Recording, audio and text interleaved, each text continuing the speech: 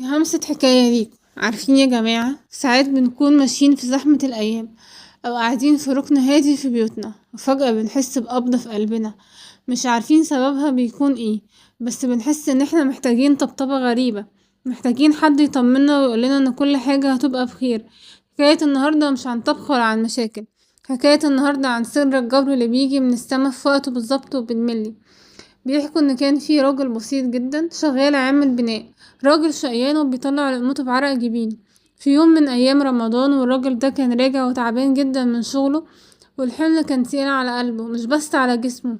قعد على رصيف في شارع هادي قبل المغرب بنص ساعة، ونزل راسه بين ايده، وكان شايل هم ابنه الصغير اللي تعبان ومحتاج عملية غالية جدا، وهو مش معاه حتى ربع تمنها. وفي اللحظة دي الراجل ده قال جملة واحدة بس، بصوت مخنوق بالدموع.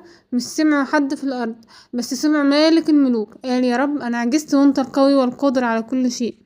في نفس اللحظة دي، وعلى بعد شوية شوارع، كان في طبيب جراح مشهور جدا راكب عربيته وماشي بسرعة عشان يلحق يفطر مع أهله. فجأة من غير أي مقدمات العربية عطلت، والدكتور نزل وهو متضايق جدا، بيقول: ليه دلوقتي بس؟ بدأ يدور على حد يساعده، فلقى الراجل العامل ده قاعد على الرصيف. راح يسأله عن ميكانيكي قريب، وبدأ بينهم كلام بسيط، بس الكلام جر كلام لحد ما الدكتور عرف حكاية ابنه بالكامل. تخيلوا يا جماعة، الطبيب ده كان زعلان ان مشواره اتعطل وفطاره فاته، واكتشف ان ربنا عطل عربيته مخصوص وساقه لحد الرصيف ده عشان يكون هو الإجابة لدعوة الراجل الغلبان.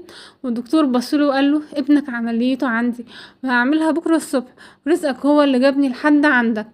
الراجل العامل ده ما كانش مصدق وقعد يعيط ويقول: يا رب، للدرجة دي انا غالي عندك؟ الحكاية دي يا جماعة مش مجرد قصة، ده يقين بربنا، ان ربنا ودود وبيسخر قلوب لناس وبيسخر اسباب لقلوب، عشان في الاخر بيطمنك ويقولك: انا جنبك وانا سامعك حتى لو انت ما اتكلمتش. احنا في رمضان محتاجين نرجع نعيش بعين القلب، محتاجين ندرك ان الزحمة اللي بتعطلك، او المكالمة اللي بتجيلك صدفة، او الكلمة الحلوة اللي انت بتسمعها من حد غريب، دي كلها رسائل حب ولطف من ربنا. والسكينة اللي احنا بنحس بيها واحنا بنصلي، او احنا بنسمع حكاية زي دي، هي دي الحقيقة الوحيدة اللي بتفضل.